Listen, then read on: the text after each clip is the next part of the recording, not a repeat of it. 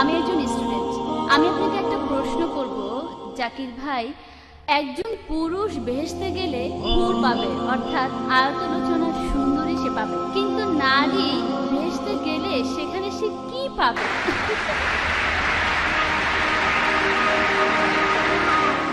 বোন, আপনি প্রশ্ন করলেন যে যখন কোনো পুরুষ জান্নাতে যাবে সে সেখানে হুর পাবে, সুন্দরী মহিলাদের।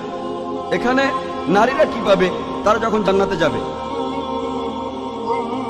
পবিত্র কোরআনে এই হুর শব্দটার উল্লেখ আছে সব মিলিয়ে মোট 4টি জায়গায়।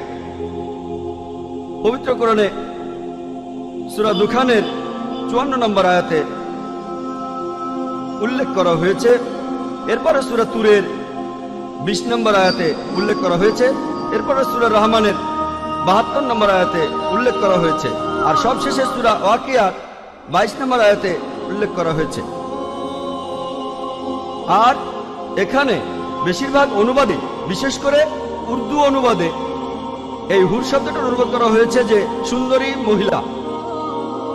যদি এই হুর শব্দটার অর্থ হয়ে থাকে সুন্দরী মহিলা, তাহলে মহিলারা জান্নাতে গিয়ে কি পাবে? সত্যি বলতে এই হুর শব্দটা হলো বহুবচন। এক বচনে হাওয়ার, যেটা পুরুষের জন্য প্রযোজ্য, আর হাওয়ার এটা নারীদের জন্য প্রযোজ্য। এখানে আসলে হাওয়ারের চারিত্রিক বৈশিষ্ট্য বোঝানো হচ্ছে। এর অর্থ বড়, সাদা, সুন্দর চোখ। এখানে বিশেষ করে সাদা চোখের কথা বলা হয়েছে। একই ধরনের আরেকটা শব্দ রয়েছে আজওয়াজুন মুতাহারাতুন। কোরআনের অনেক জায়গায় আছে।